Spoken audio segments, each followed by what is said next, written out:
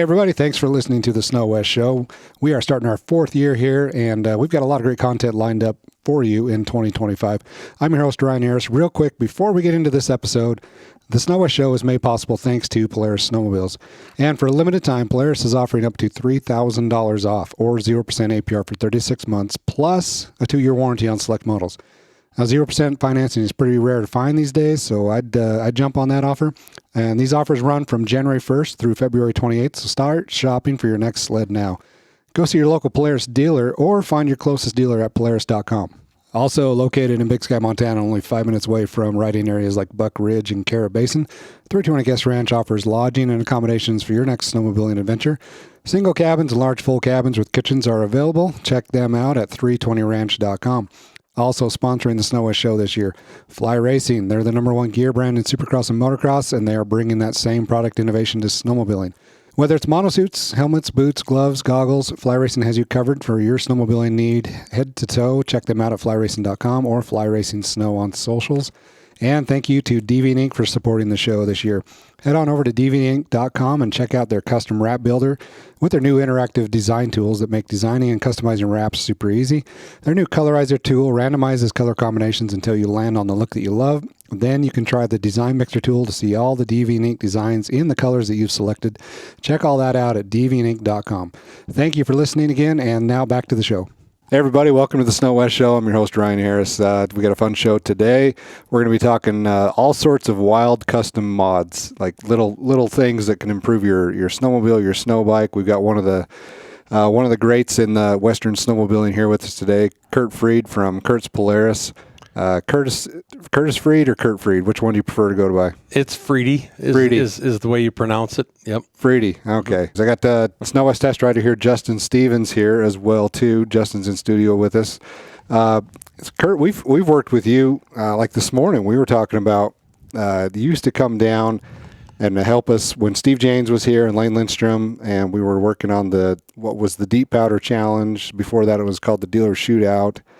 And we would bring in dealerships. Man, when it started, we were bringing in 8 dealerships, 2 for each brand. Yes. And you guys would bring. We would tell you what sleds to bring. Like back then, it was a 600 and a 700, or a 600 and 800. And you would each bring those 2 sleds down, and you would set them up your way. You know, the special way that you guys dial in the clutching and everything. So, and then we would go out and test, and that way we had the best possible scenario that you can get a sled to run, pretty much staying within the bounds of stock though, and then go out and bring everybody together and go ride. We would do time trials, we would do gate trials, we would do drag runs, we'd do radar runs, high marks. I mean, it was fun times, but man, that was back late 90s, early 2000s. Yeah, I think it was, I think the first time I ever went, I think it was 96, 97, somewhere in there, maybe a little later than that, but for like 4 or 5 years we did that. Mm-hmm. Yeah, that was a lot of fun. Did you come with us over to Togety? Were you there in one of the Togety years? Or was it always Island Park? It was Island Park. Okay. Yeah, and then so you ran Kurt's Polaris in Seeley Lake, Montana for 50 some odd years. It's been around there, right? Feels like it, but no, we actually, I started Kurt's Polaris in Seeley Lake in July of 1989. Wow. So we just finished our 35th year. God, that's incredible. Yeah, and you're in a hub there. Like Seeley Lake that's Caleb Kosterky's backyard. I guess it's your backyard, and Caleb Kosterky's been coming up through there. It's a great place. Yeah. So you always have good snow. You've got amazing terrain. You've got it's a vacation hotspot. You've got people there all summer on Razors and Rangers, and people there all winter on snowmobiles. And you're the only dealership in town, right? Well, yeah, exactly. I mean, I'd like to say that it could be different, but the way the state laws and stuff are set up, that it'll probably be the only dealership there forever. Good. Well, that's a good thing, right? Yeah, I'm not complaining. It's been good for me. Oh, yeah. Well, you've always been one of those guys that, and one of my questions on here to ask you is just, when you ride sleds, what is going through your head? Because I don't think it's the same thing going through my head when I'm riding, or Justin when we're riding. Like I'm trying not to get stuck, and you're out there like, geez, this thing could downshift better. And what if I built this part? Yeah. There's a lot of truth in that. The number one thing for me with whether I'm riding a snowmobile or a snow bike or a RZR or whatever is I'm out here in the mountains. There's nobody else around. It's seclusion. It's the best place in the world you can think, and everything else. Everything's going wonderful, and then all of a sudden it's like, well, this isn't right. This doesn't feel proper, or it isn't shifting right, or it's a little lean or a little rich right there, or we need to change something. And if I go out and ride a snowmobile or a snow bike or whatever it is 3 or 4 times, and that same thing pops up every time, I'm back in the shop trying to figure out what I can do to get rid of that, because it's starting to annoy me, and I don't like it. Because when I'm out there, I want the machine to run a certain way so that I can enjoy the whole day and think, okay, I can't blame anything on the machine. It's all me. I screwed up. That's the only reason it didn't make it. Yeah. Because the machines, I've given the machine every opportunity to do everything proper. Yeah. Well, I'm guessing if it's something that bothers you, people might not have quite as an in-depth understanding of what's going on, but it's probably bothering other people too. So. Oh, we know it is. Sure. Yeah. Well, and that's where all of these great aftermarket products come from. Mm-hmm. It takes a guy like you to go out and identify a problem, and then narrow down what that problem is, and then come up with a solution. So maybe 3 or 4 companies have identified the problem and have tried to come up with solutions, and so now you've got 4, 5, 6 solutions out there, but only 1 or 2 of them really improve the product. Sometimes like with the aftermarket cans, everybody wants a lightweight muffler, but for the most part, you lose power with those. Right. There's no performance gained in a lightweight can. All there is sound and lighter and getting rid of heat out underneath the hood, because them big turkey basters they stick in there, they hold heat forever, and it just gets things hot and it never cools off. Yeah. Yeah. So we're going to talk about some of your products, and we'll get into, you've got a list of parts for the RMKs, the 9Rs, and the boosts that improve those. You got a fix for the P22 clutch that I think is genius, because it's a totally different approach. And then we'll get into some snow bike specific stuff that you've got for Timbersleds. Mm-hmm. But going back, what are some of your what do you hang on the wall that's like, that's my favorite thing I've created? Oh man, I got a lot of things hanging on the wall. I got a picture of me sitting in La Paz, Mexico, after I finished the Baja 1000 for the first time that I ever raced the 1000, and I finished it and made the record book, and I never have to go back because that was brutal. And I took an expedition. Right after the expedition come out, I rode an expedition Polaris from Prudhoe Bay, Alaska to El Paso, Texas in 22 days. 5,337 miles, and I got pictures of that. And when you go do those type of things that you remember forever, and they're really fun things, and etc., when you ride in a vehicle that long, you start to come up with ways that something isn't right, that you need to make changes. I've got some pictures on the wall of Jackson Hole back in it's a long time ago. 93, I believe, when I won Mod 2 in Jackson. I've got another one of 90, I think it was 97 when I won Mod 3. I've got some Polaris little trucks that they used to build, and has pictures of snowmobilers and different things on them. Mm-hmm. And I have those in my shop because the picture was of me when I was doing the riding for their photo shoots. And so, those little things, it's not a big deal, but when you just kind of look at it, you go, man, that was a long time ago, and wasn't that a lot of fun? And I look back at it and say, not really. That's a lot of sitting around and waiting and et cetera. But but there's a lot of stuff out there that I've done that is just been super, super fun. And a lot of good memories. And those things are what create me to figure out how to make other things better. Well, there's a generation of individuals that created the what's now known as the mountain segment of snowmobiling. Yes. Because you go back to early 90s, and we were just riding trail sleds that guys like you at the time were trying to figure out, okay, how do we make this track longer, bigger footprint, get through the powder better?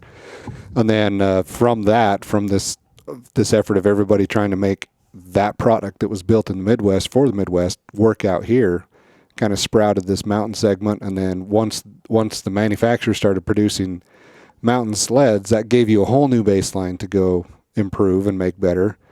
And then it's guys like you that deserve the credit in a lot of ways for pushing snowmobiles to the point where, like we were talking about this morning, like Chris Brandt does this big iron shootout every spring on old stuff, old iron shootout. Yes. And that stuff is the base, the foundation of what we're riding now, which are factory turbos, 180 horsepower, stuff that doesn't lose power at elevation, like incredible snowmobiles with great suspension and great drive systems and everything.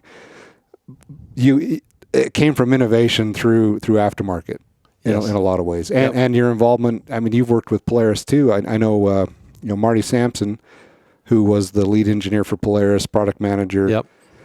He was great at evolving dealerships, and you were one of those guys that he worked with closely.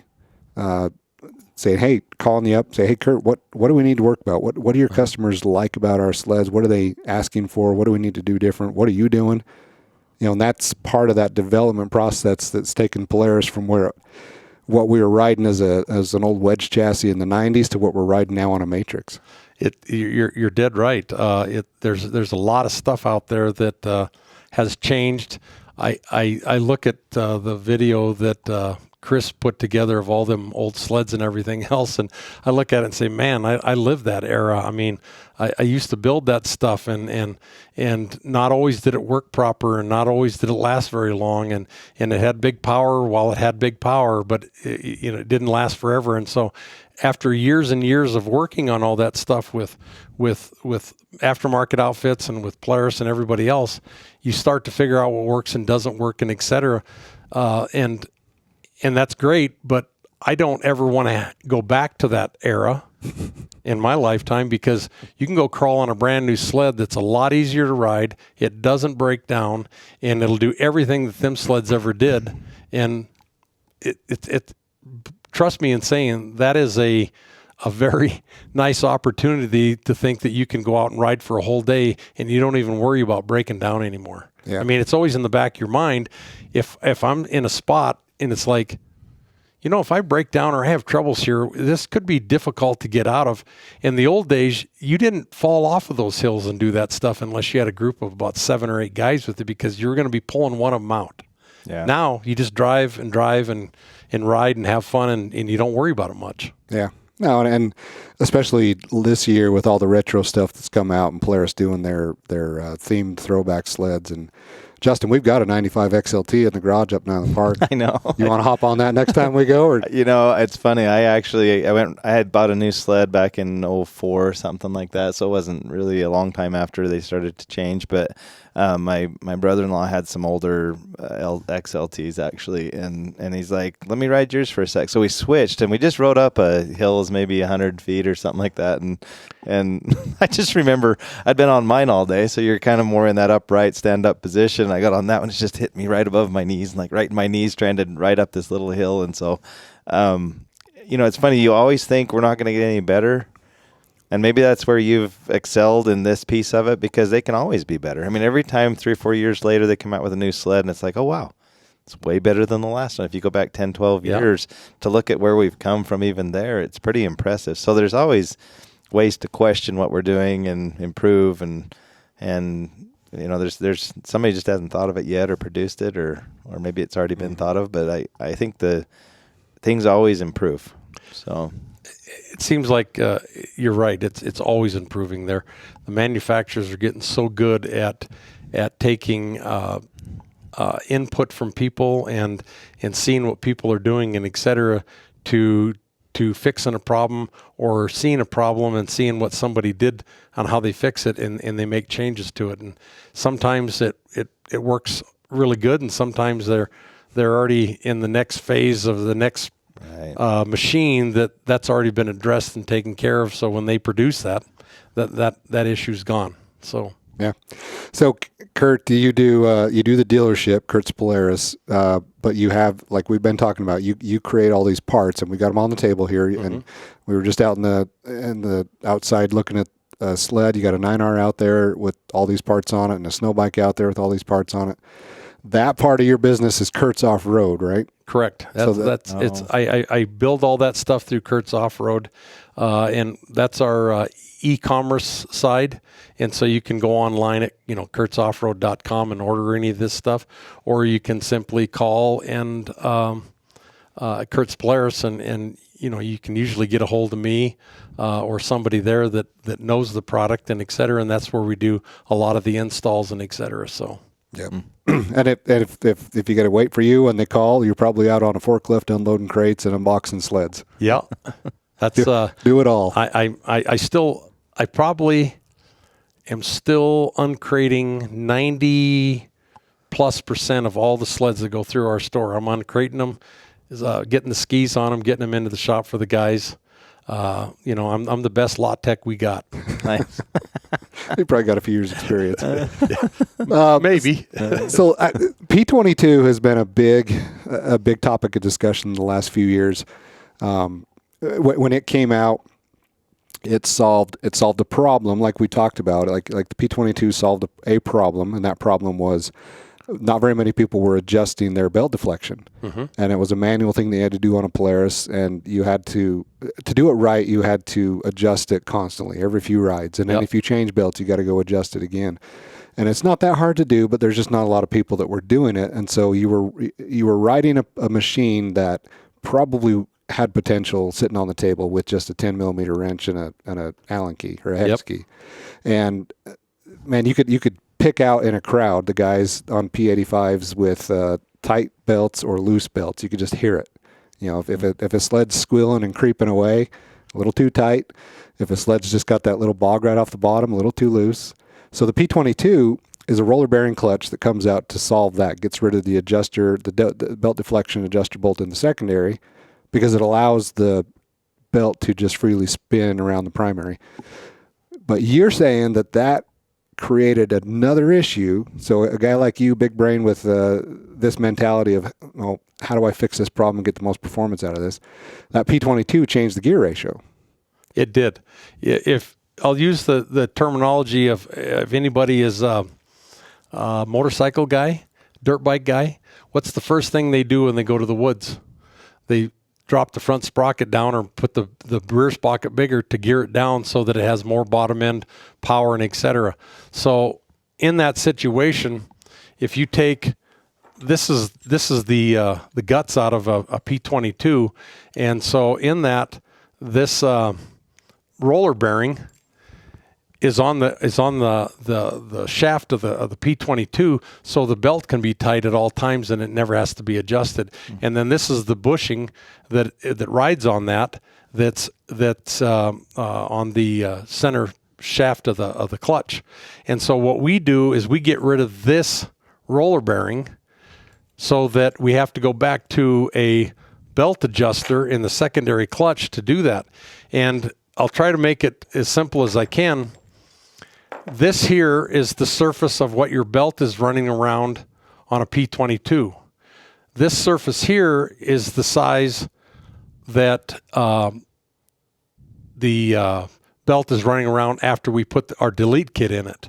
And when the delete kit goes in, you can see there's a difference. There's almost a 1/4 of an inch of difference between the two sizes of this. A 1/4 of an inch of difference on clutches, secondary, primary, in gearing it down. It's an amazing amount of gear down that happens there, because this right here is the size of a P85 is 1.61 inches of the center diameter of the clutch.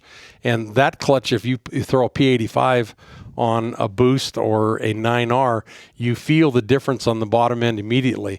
With my delete kit, it takes it to a 1.75, which is not very much. It's 10,000 or roughly an eighth to a quarter of an inch, or excuse me, a 16th or an eighth of an inch difference. So when we take that out, the center shaft of the P22 has some different things in it that it's got to be smooth. So we push all this off.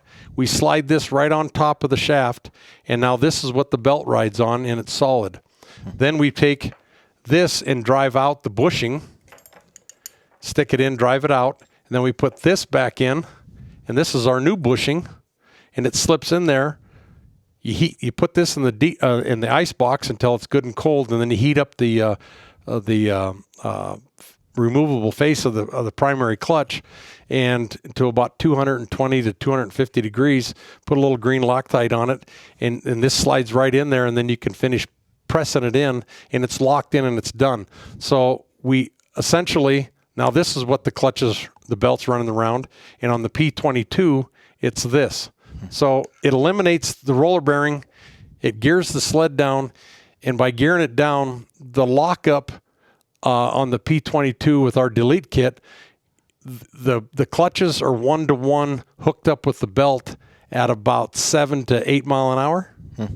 And on a P22, it's probably 11 to 13 mile an hour before the belt and the clutch are locked together so they quit slipping. So we eliminate anywhere from 30 to 50 degrees in the belt and in the clutches, which is performance. And you can feel it on the bottom end because the sled rolls out easier. A turbo, this really makes a difference on a turbo, because a turbo is lethargic anyway, in that it's kind of doggy on the bottom end. That's just the way that they're going to be, because you got all this clutching in them to handle the big end, but yet the turbo ain't got near the bottom end that a 9R's got. Right. And so it's going to be lethargic. So by putting this in there, that helps that whole process. So the sled's quicker, smoother, a little better on the bottom end to get to the top end. On a 9R, it really makes a 9R crazy on the bottom end. So is there any downside to doing this? This will be our let's see. First one I made was in 23. So I don't see any downside to it yet. I haven't seen any issues with it. No loss in the mid range. No loss in the mid range or the big end at all. It still shifts out on the top end. Oh yeah, because it doesn't know the difference. The only thing it knows is the bottom end. That the belt, instead of sitting on the roller bearing, now you got to stick the little bolt in it, and the secondary clutch, and the washer is still in the secondary clutch. Once you stick this in and adjust your belt deflection, you don't have to do anything else to your secondary clutch. Just stick this in, and the problem's taken care of and done. So if you're willing to go monitor your belt deflection and adjust that, if you're performance oriented, you want to get the most out of your sled, and you're willing to put in the work to go make sure that your deflection is there, very simple, extremely simple. Really simple. You're going to get big performance gains out of this on the bottom end. You're going to feel it on the bottom end. You're going to feel how much smoother it is, and the other side of the coin is that you're just saving temperatures in your clutches and your belts, which is performance. But on the plus side is, so it's a P22 delete kit, but really all you're doing is deleting the roller bearing. That's all I'm doing. But you still get the rest of the P22 clutch, rather than if you, like what we were talking about, putting a P85 on there. Like P22 is overall a better clutch. The P22, with the roller bearing delete kit in it that we stick in there, the clutch itself, without the weights and the pins, the P22 is actually lighter than a P85. And all the strength in the P22 definitely makes the P22 a better clutch in my mind, because the weights, the pins, everything is bigger and massiver, so nothing wears near as easy as in a P85. P85 is bulletproof. It's been fantastic. It works great. But this would be the next level up. But the P22 has a couple issues that I don't particularly care for, so that's why we done this. And now I feel like the P80 or the P22 is a better clutch than the P85. A lot of people say, well, what about the bolt problems and breaking bolts and the break everything? If the clutches are torqued proper, the new bolts that they've gotten, etc. Our bolt problems last year was like almost non-existent. They did figure it out and etc. So if you put this in there and you torque it right with the new bolt, the P22 clutch is, in my mind, a better situation, and I don't think you have anything to worry about with braking or anything else anymore. And the other side of the coin is if you ain't building all that heat and everything else in the clutch has a lot better chance of staying seated where it needs to be, because before it was getting so hot, things swell and things can get loose. This eliminates some heat, so therefore with the belt or with the bolt torqued up proper and seated proper on the crankshaft, I personally don't see any issues at all. See, that's one thing that we always talk about test riding when we get on the boost, especially when we're going back and forth between boost and turbo R, Polaris and Skidoo.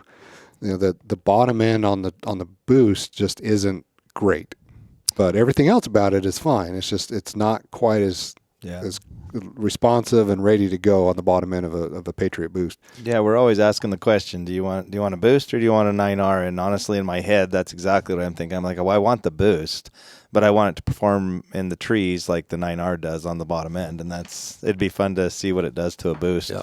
Because if you can get the boost performance with a little bit more like a 9R on the bottom end, that'd be a winner. Sometime this winter, hopefully in the near future, I'll have to bring down our boost with all of our setups in it. And you guys, you ride the boost currently in a stock situation. Yeah. So it'd be fun to come down and ride with you, or you guys come up and ride it, and you tell me if there's a difference or not. So if a guy wants to do this, is he shipping his primary to you? We've had a couple of people order it and stick it in themselves, but most everybody is shipping us their clutches, because we also do a balancing where we balance the clutches and make sure that everything's proper and just resurface the faces and everything. So that's a good time to do all the balancing and the refacing and everything, and then stick this in there. So and then gearing. While we're talking about gearing, so we're lowering the gear ratio on the primary clutch here, and then over on the other side of the sled, on the belt drive, you have a gearing change that you offer there as well. And you say that the combination there really wakes up the boost.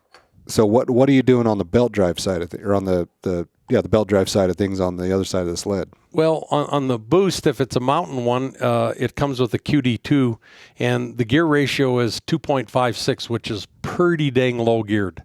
For that kind of horsepower and the lightness of the sled, you're going to probably run out of gearing to a certain degree, and not necessarily run out of gearing, but it's going to quit pulling as hard as it needs to, because it isn't loading the motor, because it's geared so low it's letting it pull it fast. I see. Okay, so therefore sometimes in the mid-range and in the big end, they may not perform quite the way they need to. So we actually put a gear down kit in it that makes it so that we're gearing it back up just a little bit, so that we can take and get that thing so it pulls all the way through just as hard on the big end as it does on the bottom end. So are you giving it back top end? We're giving it some top end on the back.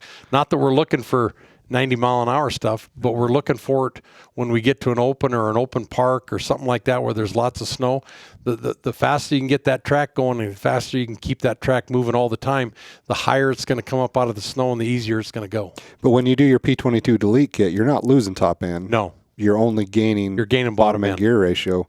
And so now you're going to the other side and you're saying, okay, we just improved the bottom end. Now we're going to give this thing more legs and give you more track speed on the heel. Correct. It just kind of, to me, it's creating more efficiency on the top end. Yep. Like we're taking what we kind of ran out with, but you're getting that back. So that's pretty awesome. Yeah. So why did Polaris go so low on gearing on the QD2? Because the QD1 was a different story.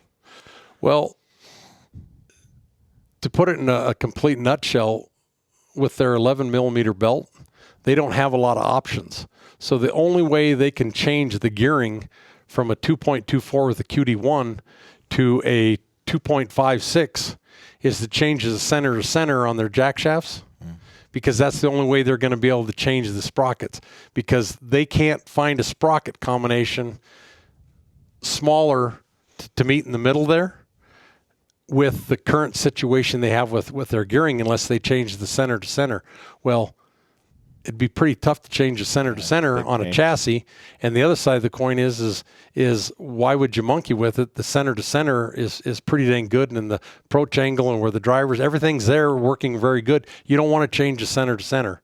So the only way you could do it is to have bigger sprockets. Well, you've only got so much room in there for sprockets. You can't have anything bigger than they currently got. And if you go smaller, then the belts, they'll start blowing and having issues, because anytime you start rolling that belt around anything less than the 3-inch era, if you ratchet your track or you're spinning off the log and hitting traction and not traction, it's called the shock load. And the shock load of the belts can only take so much before they snap. If you're under 3 inches on a polycarbonate belt, which their belt is a polycarbonate belt, that's where the strength comes from, in a Gates belt. And if you're below 3 inches and you do a shock load on that, you can break the belts. So what's the difference on yours? Because you're providing a lower and an upper gear sprocket and a new belt, and it's a different belt. Ours is an 8 millimeter belt. So, and when I say 11 and 8, that means these lugs right here, they're 8 millimeters. Okay. Polaris is 11 millimeters, so it's bigger. It's got a bigger lug on it, and et cetera. To a certain degree, their belts are overbuilt to a certain degree. I mean, they don't want to have belt problems, and people, they really get upset and pissy when they break a belt. But there's usually a reason why the belt broke. So they've got it set up in the stock form where it works extremely good. Yeah. We are in the same situation with an 11 millimeter belt. What I did to make mine stronger is everybody else in the industry is using a 36 millimeter wide belt. We've gone to a 40 millimeter wide belt, which gives us 11% stronger belt than everybody else. So this belt right here on the shock load for the strength, tensile strength, is at about 185 horsepower. You aren't getting 185 horsepower to the jack shaft. No. So you don't have to worry about it. This belt, we don't have issues with it. We went through a couple different belt companies until we found the one we liked. And then I went one step further and made my sprockets 44 millimeters wide instead of 40 millimeter wide like Polaris, so I could get a wider belt in there. So therefore, it's even stronger than what the polycarbonate. This is a polycarbonate belt too. It's just that it's 11 millimeter or 8 millimeter instead of 11, but it's 8% stronger than what theirs is. Interesting. Or excuse me, 11% stronger. 11% stronger. Yeah, and this belt with 8 millimeter rolls on the sprockets a whole lot easier than an 11 millimeter belt. If anybody's been on a brand new Polaris and it's cold and they take off in the parking lot, you hear this hum from the belt. It ain't liking life. Yeah. It's not liking it because it's cold and it doesn't like to roll that easy and et cetera. Well, this one right here, you never hear that sound. Makes sense. It rolls a lot easier and et cetera. So it's more efficient. So in your mind, what does this do? Well, I guess from your results, what you see, if you take a Patriot boost, and then you put the P22 delete kit on the mag side or the PTO side, then you come over to the gear side and you change this gearing. And this gear kit comes with a couple different options, right? Yeah, it comes with the mounting tools because we don't run a tensioner. So you plug these two things, these two cone tools, into each jack shaft. You stick the bottom sprocket on first, and then you put this cone tool in there and screw it all the way up tight, and then you can slide this sprocket back out, stick the belt on it, and then you put this one up on the top, and then you put this, because that's the way it's going to go on, and then you take this, because now this is on the bottom sprocket, and this one's already in. I'm just going to slide it in there. So it's already in there, okay? So it's sitting there, and then the sprocket's out at the very end. The sprocket is out at the very end, and then you put this cone tool in the top one, and everything's sticking back, so you just push up, and it'll just barely creep over this. If you see, they're at a cone. So they'll both get on there, and then you just keep massaging it back and forth, and it just rolls up on there, and then it rolls all the way up to the splines, and then you just turn everything until the splines line up, and you just push it on, and I give a new bolt for the bottom end because we don't want to take any chances ever of breaking the bottom bolt. So we use an HRP chrome moly bolt, and we've never broke.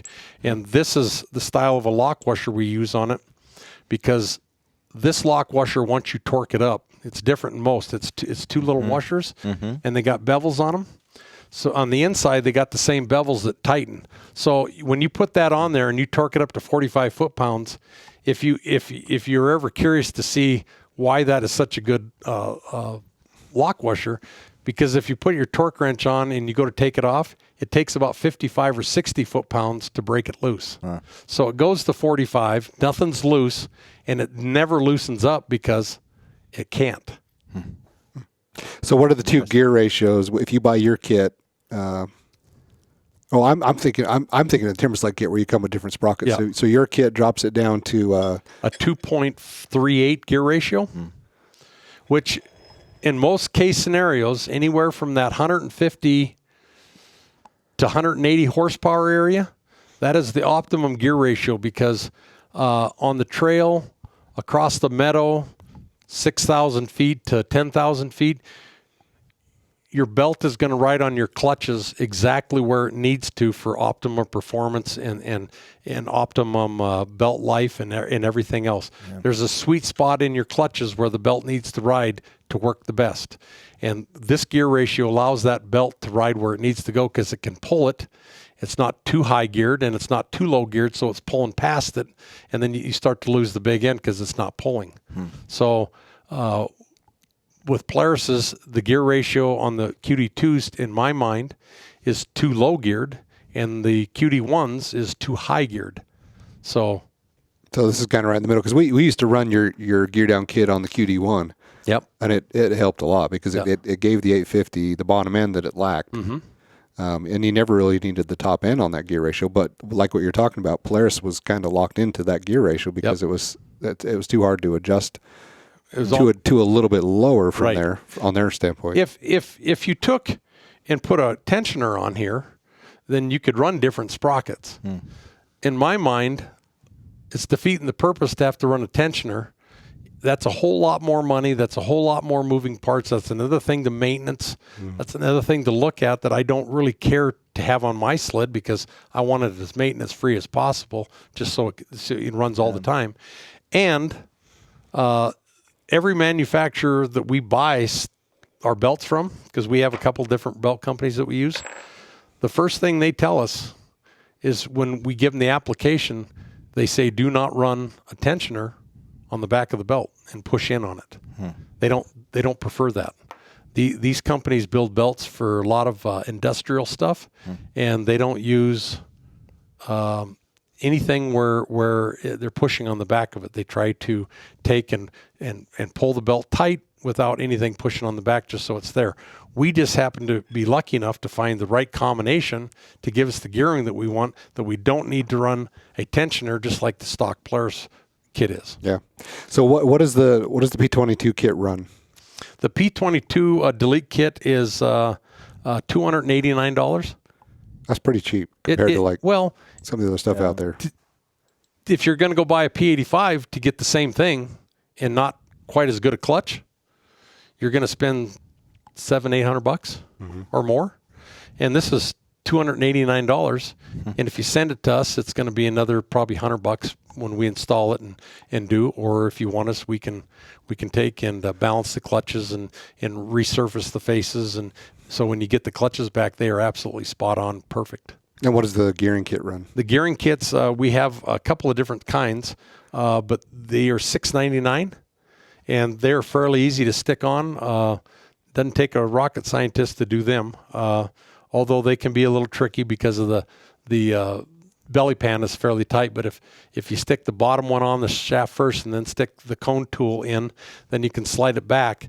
That simplifies it so that the top one goes on pretty easy then. Yeah. And then we also have another kit that is the 2144, which is the same combination of that the old Pro Ride belt drive was from 2013 to 15. So with that combination, and you use a QD2 belt a QD1 belt. In that combination, it's the same gearing as this, but it's a lot cheaper setup. So if you've got a QD1 belt around and you want to put one of our gear downs on there, or gear ups, and for some categories on there, the kit is $379 for that kit, but you just got to use the Polaris belt because we made it so that the sprockets are 11 millimeter. Yeah. Okay. So you said a minute ago that you were just lucky enough to to find the right thing, but that's probably being pretty modest. I mean, how long? Yeah, we just happened to find it. We just cut it right. I mean, it didn't happen the first time. Like, how long did it take you to?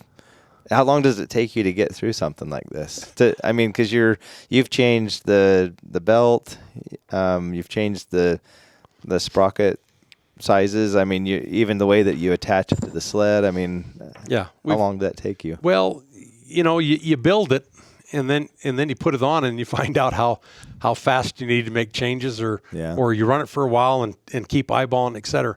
I'm not going to take a lot of credit on this. I've got a good friend of mine that owns a fairly large company, and he has a massive machine shop that he has to build all of his own tooling for his company. And all I do is I say, hey, Andy, I got a project and this is what I want. And so he has one of his engineers design it on the CAD and he prints it out and says, this is where you need to start. So, nice. I give him the center to center. I give him what belt I wanted and what gear ratio I wanted. And then he started to work on it and said, okay, the belt is this length, the sprockets are this big, the center to center is this big. You can't be minus length, because if you're minus, the belt ain't going to go on. But if it's a plus sign, then the belt's so loose. And so I can take a look at it in every single combination that's available to fit the center to center. I just tell him, okay, that's the one we want. So it's pretty easy to do before you even machine it apart. It's very easy if you have the right people. It actually is pretty interesting. We were talking earlier about sleds progressing, and I think they're way better than they used to be. I think they're much more reliable and being even more technical.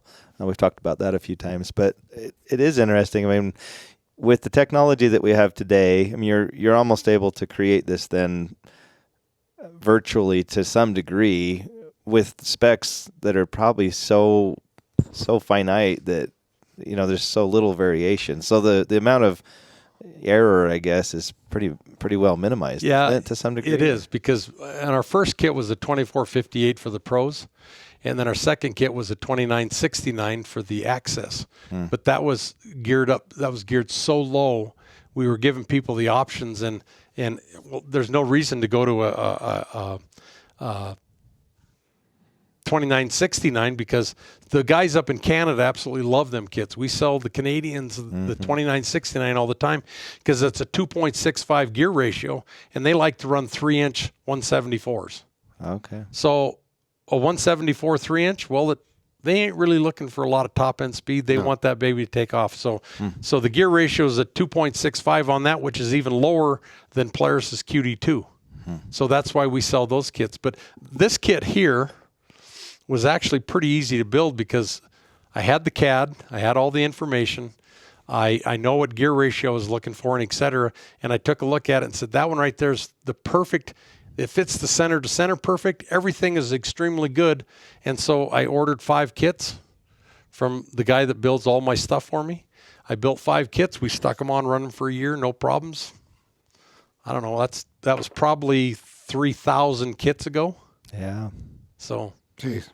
And then you're doing clutch kits for the RMKs as well, right? Yeah, we do. We sell more of them than anything else. We found a pretty good niche there. So I have a different helix cut up. I changed the springs. We use a couple of Delron washers on our cuts. A lot of people are going to say, well, I mean, what cut is it? Well, this is the one that a CAD doesn't help. This is one where you got to sit your butt on a seat, and you got to have your buddy willing to do it with you, which I'm very fortunate in having a really good friend of mine, Tommy Peterson, that will go out with me whenever and I mean whenever, to go out there and we pound the same thing over and over and over until we start to see a gain. And then we take whichever sled has the gain, the one that just sat there and didn't do anything, we start to change and change and change until we can finally get it to a certain point. And on the 850s, Tom and I both, we had two different setups. And when you crawled on them, you couldn't really tell the difference that much except for one little thing. And so we went with that setup, and that was a long time ago. We've sold a lot of kits for 600s and 800s. I mean, lots of them. And now the 850s have been very, very good. And the 9R was a little bit of a challenge, but we finally have a setup last year that I was completely satisfied with. It does everything that we want it to do. Performs. It just gets up on the snow. It doesn't spin hard on the bottom end so that you're not creating holes and divots, because not everybody is a Caleb or a Chris or a Keith or whatever in the situation where it doesn't matter what hole they're in. Without pulling a ski, they're gonna get out. Yeah. Well, that's 98% of the other people. They are gonna have to dig it out. So I try to build a kit so that it allows them to make the sled work better, so that they can get out of a hole or to move and to give them the best optimum performance. Let's be realistic. There's a few people out there that it should be just a toggle switch. They're either on or off. Yeah. And they seem to do really good doing that. But that's a very few number of people. So what is it you can do in the clutches to make somebody like the 98% you're talking about be able to get out of a hole a little better? Well, we put different angles in the secondaries and the helixes. We use a different primary or secondary spring. I use a different primary spring. And then we have our own weights made. This is a hardened weight, our new color on the weights. So if somebody ordered a kit in the next month or so, they might be a gold or a yellow weight, because the black anodizing on these is not sticking the hard coating as well as I wanted it. So we switched to a new one that is not, it's not chipping, or it's not coming apart near as easy. But we build our own weights for it, and et cetera. Of all the years that we've been doing this,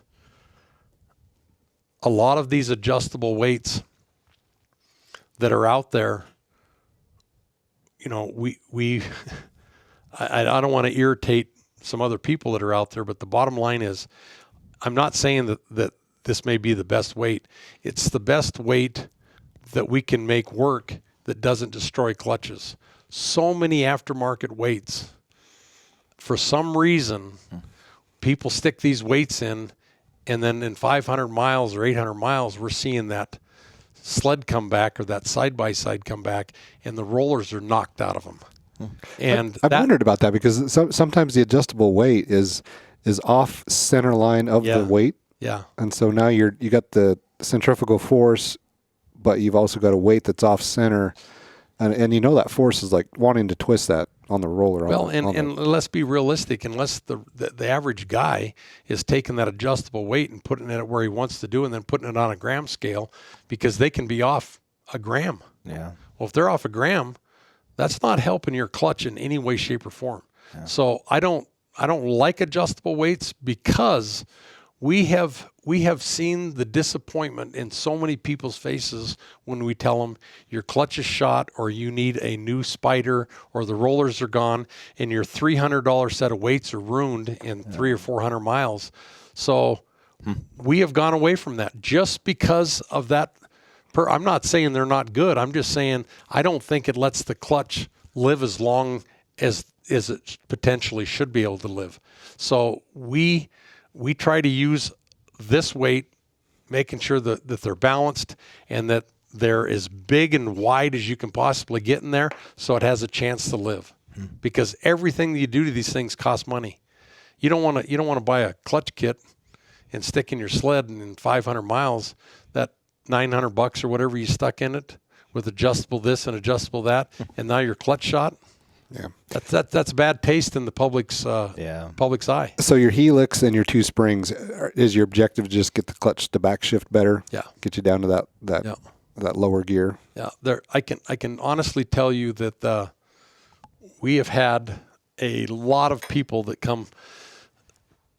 We've been around a day or two and et cetera, and people have read or seen or heard or whatever. They'll come to the store in Sealy to get their permits or their park trail permits and et cetera. And they'll go, yeah, we've heard about your clutch kits, or we've heard about your gear downs and et cetera. And I have done this for 7-8 years. You want one? We'd love to, but I just can't. I can't justify it, And I said, well, I'll tell you what I'll do. You give us an hour, we'll throw a gear down on it and a clutch kit in it. And when you go ride for the day, you come back and tell me you don't want it, I'll take it off. I have never, ever taken one off. They just say, no, we're just leaving it right there. Yeah. We charge them for it and et cetera. But, I just tell them, I'll credit you back. I'll take it off if you don't want it. Doesn't bother me any. Yeah. And they never, ever take it off. Not a chance. Oh, man. And your clutch kit runs what, 319, 320? We are anywhere from, I got to take a look here. Clutch kits run anywhere from 229 to 329. We have one for the boost that we're not quite ready to release. I'm waiting for some pieces, some parts show up, and that one right there is going to be more, because unfortunately the only weight that we have found and the only weight that I can get made and et cetera is not easy to make. And so we are going to have to, I'm finishing up my clutch weights there. I'm trying to do it without using any adjustment magnets or anything else on it.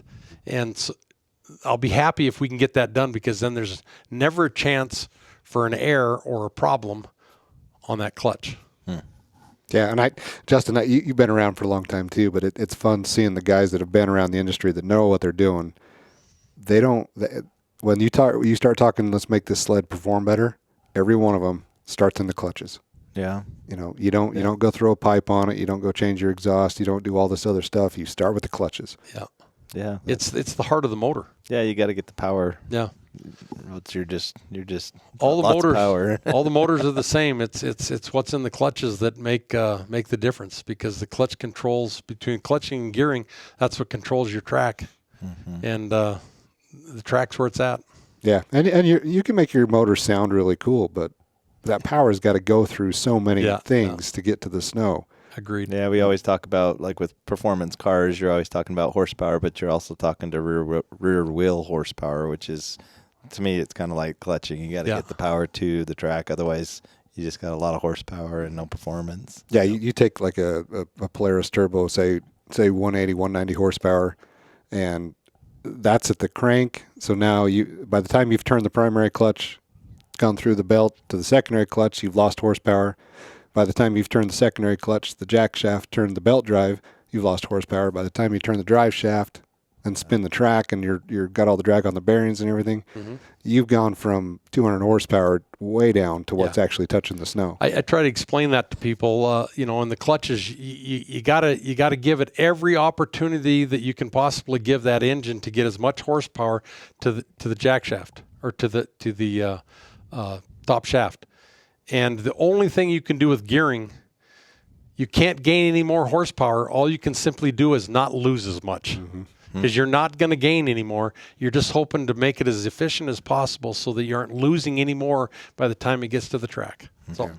So with our clutch kits and our gearing, that's the way we've done all of it, is to make that all so that one complements the other. That's awesome. To the end. The 9R that you showed us this morning, that's got a rear bumper of yours on it, right? So what are you doing? How did you come up with that design? Well, we actually we used to order a lot of rear bumpers in, and for all kinds of reasons, we took and weren't that super excited about any of them. I like the design of some of them. I like the way some of them looked. Some of them, none of them really jumped out and got me. And then, we'd put them on, and we'd move the sled around and do things, and et cetera. And this one right here is a bumper that we liked. the way the handle is and et cetera. And so the thing I didn't like about the bumper is that it was really heavy. It's a super stout bumper, and there's nothing wrong with that except for I don't need that. I'm not looking to make the back of the sled super strong. If you're going to go out and you're going to wreck or you're going to hit or you're going to do something, I would just as soon it not take all the pressure and move it somewhere else. If something's going to bend, let it bend on the back. Mm-hmm. Instead of it's so strong on the back, then you're going to kink between where the suspension mounts and et cetera. So I tried to lighten it all up, change it, move it around, and that's what we've essentially done with the rear bumper. I don't know that we're going to sell 1 million of them or whatever because they're not cheap to make, and there's so many bumpers out there, it's unbelievable, but I'm just giving them another option because when people come to buy a sled from us and we do all of our stuff, it's getting more and more popular where they go, hey, you got a rear bumper you can stick on it too? Yeah. Now we have a rear bumper we can bolt on it too. So. Yeah. And in a lot of ways, like the rear bumper anymore on a stock sled is really just for two things. It's to move it around in your garage or your trailer, mm-hmm. and it's to brace the tunnel a little bit. Yep. Strengthen that and that's that all sheet this, aluminum. That's all this does. It braces the rear close-off piece better, and it makes it high enough so that you aren't pinching your fingers or something in the back of it. So yeah, because if you're still standing at the back of your sled, digging down below your toes trying to find the rear bumper so you can lift it up, you're doing it wrong. Like that's not. don't get yourself unstuck that way anymore. And number two, it ain't coming out anyway. No, you better start digging or get a friend and start pulling. Yeah. There's better ways to get your sled out of a hole than to try to find the rear bumper and lift it straight up. Yeah, that's not what those are for. Very, very true. You also had a tail light on that, right? I do have a tail light. So we done a bunch of looking and digging and et cetera, and we decided that this would be a great tail light to stick on all of the matrices. It's a blacked out tail light. It's still red. It still is bright enough you can see it and et cetera, but it doesn't even look like you have a tail light on the back of your sled. It just blends into the mud flap and into the back of the black bumper and et cetera. It just looks like it's part of, but it doesn't look like a tail light because I've seen a lot of people that bring their sleds in and they don't even have tail lights on them. And I'm like, well, why don't you have a tail light on it? It's like, well, because we're always breaking them off or they step on them or they hit them wrong because, their bumper doesn't come up high enough to protect anything. So they're wiping it off or whatever. Or I just don't like it on there and et cetera. Well, we've done this and we're starting to sell a few taillight lenses because it's kind of cool. So that's a different profile? No, it's pretty much the same profile. It still sits flush. It sits down, but it's black, so you don't even know you got a tail light on there. But you can see that there's a tail light there when it starts, and if you hit the brake light, which you guys seen this morning, it's definitely still bright enough. Yeah. So, speaking of 90s and 2000s, we had the big old seats, and you had the big old tail lights that stuck out like that, and those things stuck out 3 or 4 inches from the back of the seat. And man, if you were in a train and you weren't paying attention, you come up over a snowdrift in a parking lot. Boom. The front bumper was always at the right height for the tail light. We destroyed those things. Yeah, it's crazy what time has done for us. So what does the bumper and the tail light run? The bumper in a raw form, because a lot of people like to do their own color combinations and et cetera, is $200, and the painted versions are going to be $269. Yeah, that's cool. And then the tail light is what? 65, I believe. Yeah, $65. Yeah, that's not bad at all. All right. Yeah. And then I didn't show you guys this earlier, but on the Pros and the Axys, a lot of guys stuck stronger A-arms on their sleds, and all that would do when they hit something is make it so that the A-arms wouldn't bend. And it'd shove all that energy somewhere else. And the first place that it would bend would be between the jack shaft and where the front suspension bolts in. So we built tunnel savers that fit right over top of everything on the outside, and they come in different colors and et cetera, so you can put them on there. But it's a rivet-on deal. I've got a lot of YouTube videos on it and et cetera, how to stick them on. This is for the chain case side, and this is for the clutch side, because 90% of all of them that bend is in the clutch side because of the distance that's there. But these right here, we have them in raw, and we have them in the painted versions, and they are $129 for a Pro chassis, $139 for a Matrix and an Axys. These still will fit an Axys. 25s, we don't have one for the 25 yet because they put the little triangle piece in the running board, so it raises it up more, makes it stronger. So in order to do that, I'm going to have to shave some of these off to make it work on. But in all honesty, the Matrixes haven't had near as many bent tunnels as what the Axyses and the Pros did. So, Well, the best way to do it is just not hit anything. Yeah. yeah, that's the perfect combination there. Wouldn't that be easy? Yeah, Save your arms too. yeah. Let's shift over to snow bike stuff, because you've got one of the coolest things. We dove into snow bikes. 2007, 2008 with Alan Mangum on Timbersled Mountain Horse when it was Mountain Horse, and so we've covered snow bikes pretty in depth. And then so when I see something like this, that just makes me want to go build a bike, just because it's going to be a big benefit. Yeah, it isn't that the concept is new. It's just that we are building a cool looking little auxiliary fuel tank to mount on the back of your snow bike, and this goes towards the engine, and so it just bolts onto your tunnel all the way up to the front. This is a 3-gallon tank. You got 2 tubes coming out of it, and so all we're doing in this whole situation is that we're running 2 lines from here through the frame all the way up to the top of the fuel tank. So the vent tube on the top of your fuel tank, we take that vent and stick on the end of the vent on this one and stick it up by the handlebars.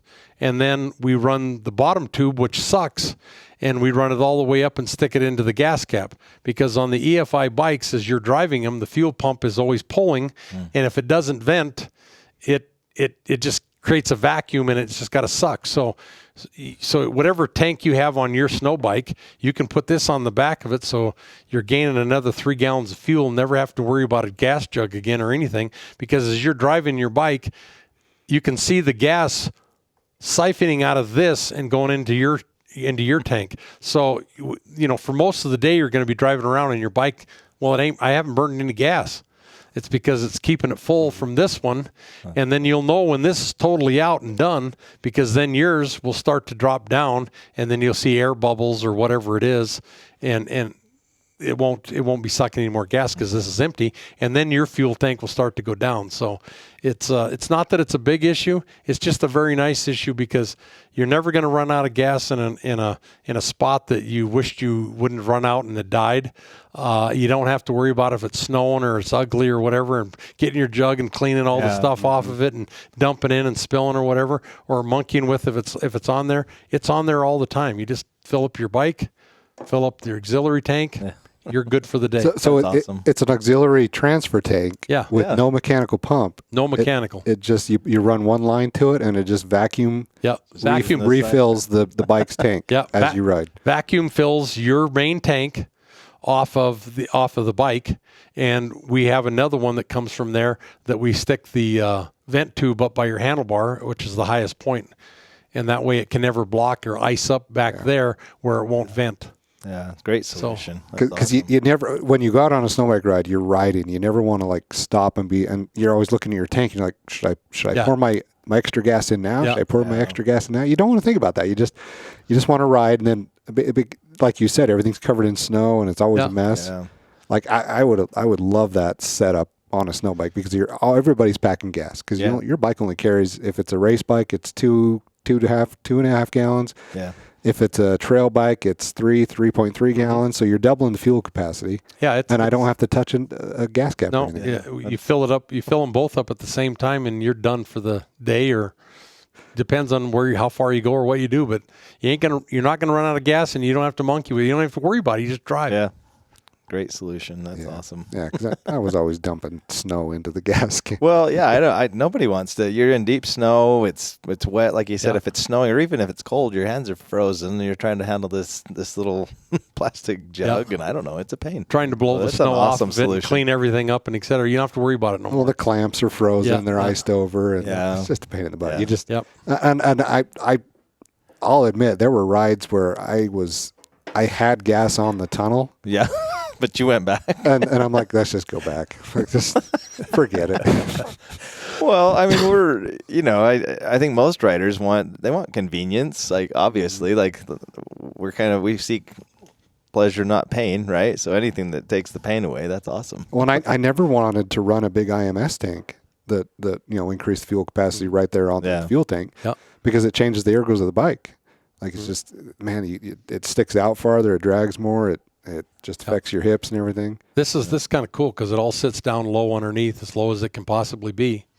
It's a great place for your extra weight that disappears as you keep on the throttle. So what does that run? That we believe is going to be about 325, 350 to 300, somewhere in there. I think that's worth it. Just that convenience to be able to fill up the bike once and then go ride and not have to monkey with anything, come back and put it in the shop. Yep.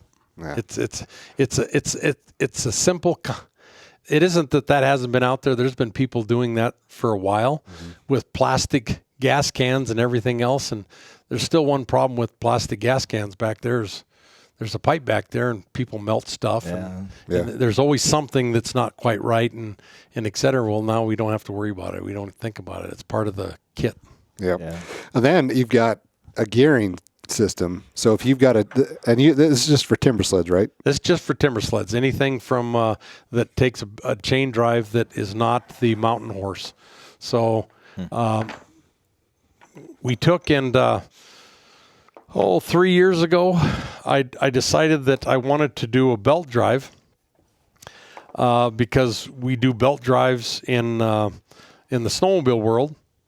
And I was like, I don't know, the market's not that big and et cetera, but I'm just going to have one built for me, for my bike, to see what it's like. Well, after I rode the bike for a while, it's like, wait a minute, this changed the bike. I mean, it's definitely smoother.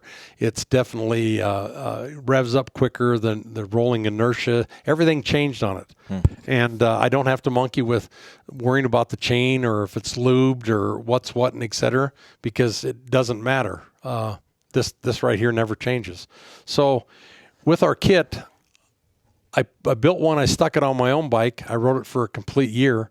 I sold that bike to another guy that has got 2 years on that bike, last year and the year before.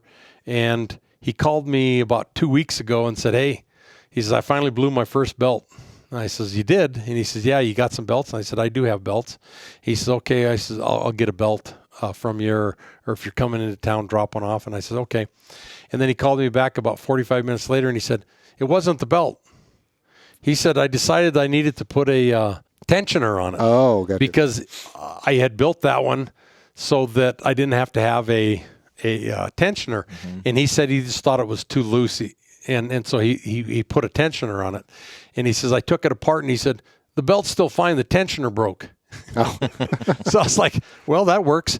But I was really nervous about it because there was a lot of fuss and a lot of stuff going wrong. A lot of people were having troubles with belt drive kits because they were saying the bolts were coming loose or whatever, but it would strip or break the bolts and it was having issues. And so I was really nervous on my first one to do that. And then 2 years ago, I redefined the kit and went another direction because with the sprockets I had, it was almost too big and it was hard to find a cover then to cover everything.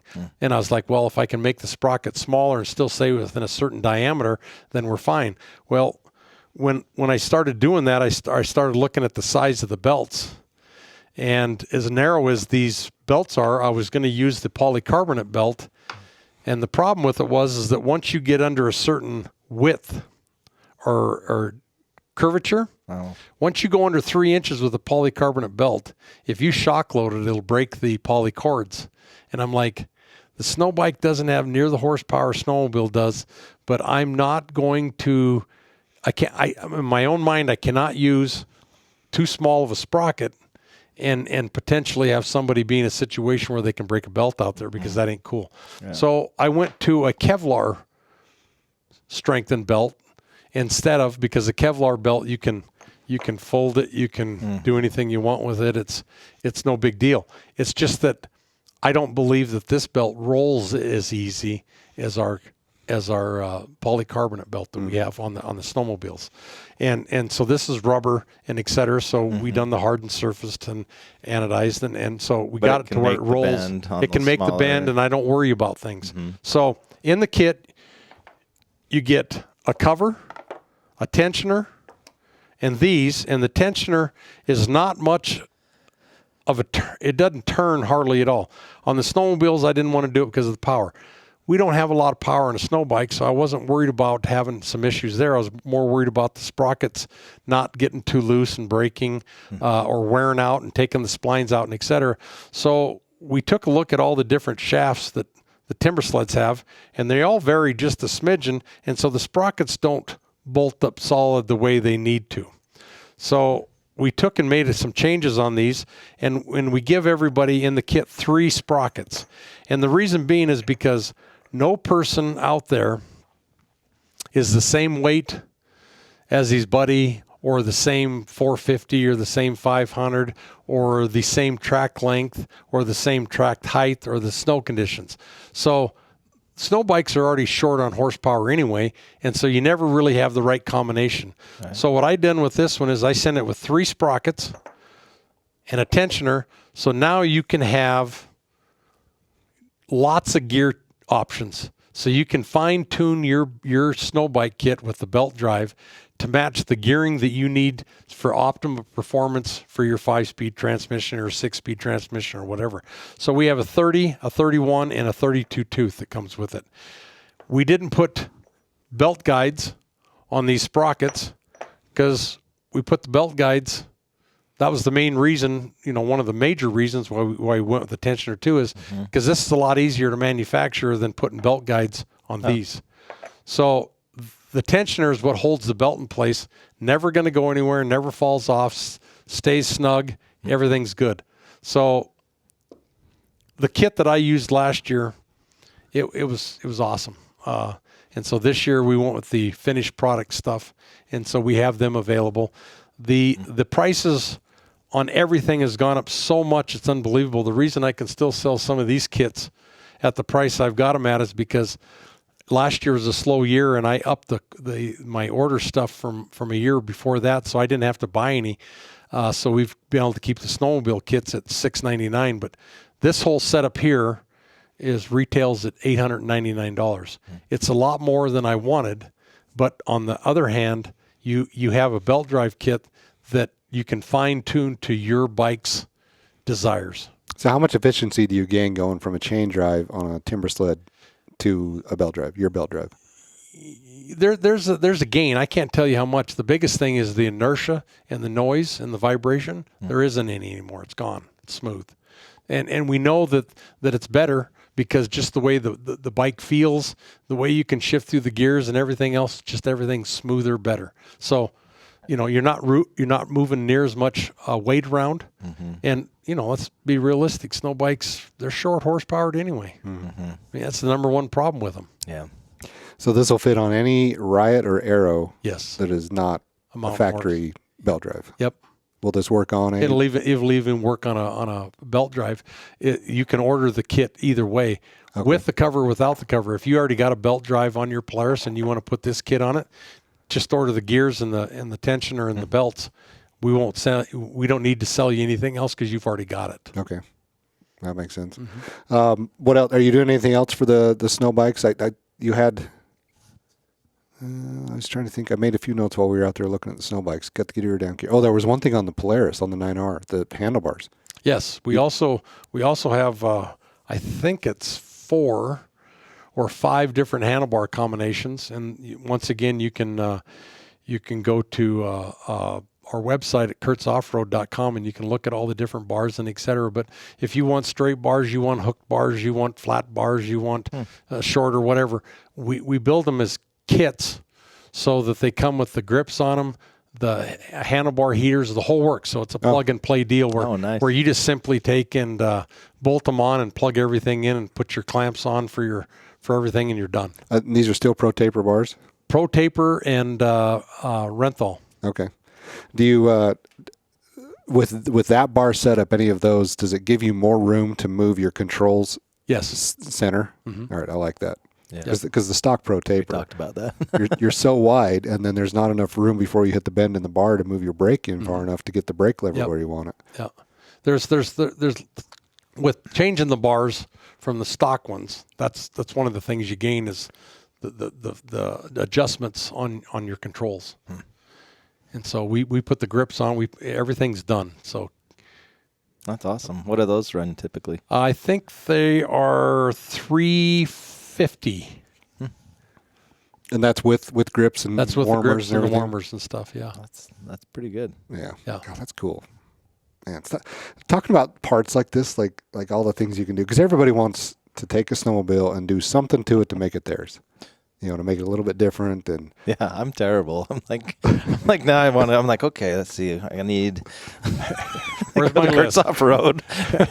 Just We're gonna have a few $1,000 buy a snowmobile. Yeah, well, just so I can get the parts to add to it. So it's awesome. Well, I mean, it's fun. It's just fun to see.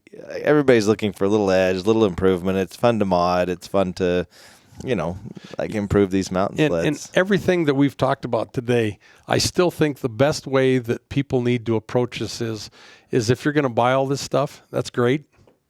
I highly recommend you to.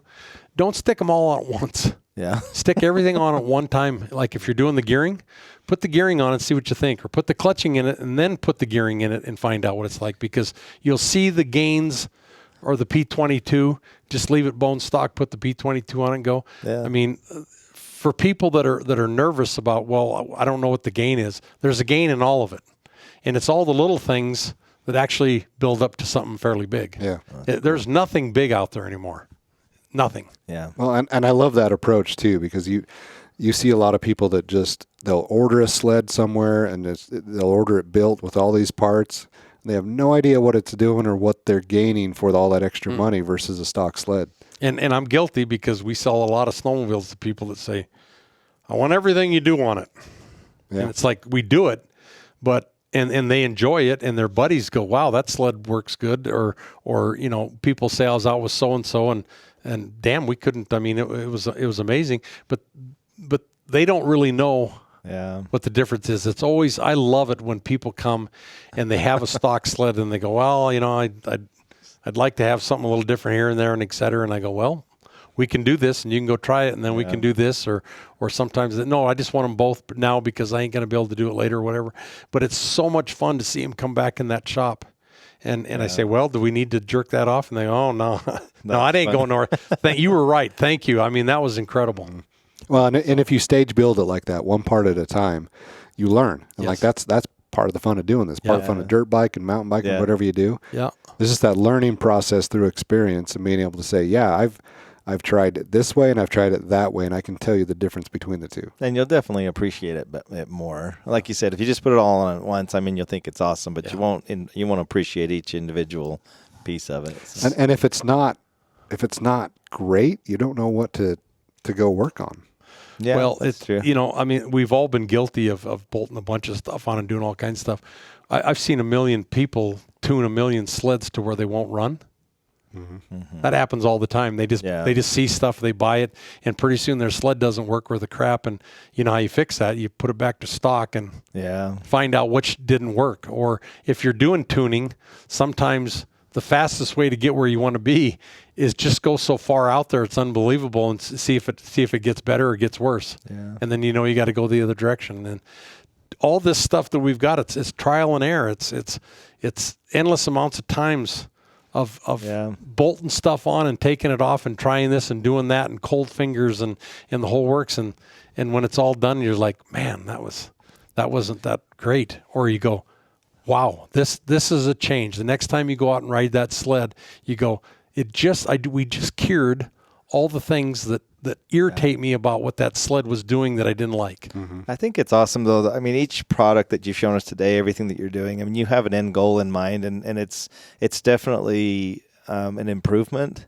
So, I mean, that's awesome because I've seen a lot of people. I was thinking that with the gas can for the bikes. I mean, yeah, people have created a gas can. Sometimes the solution doesn't actually solve a problem. Mm-hmm. It's just another can, and then it has its own set of problems. Or a new belt drive that you can buy so that now you have the Kurtz Offroad instead of a different one. But there's not really an improvement.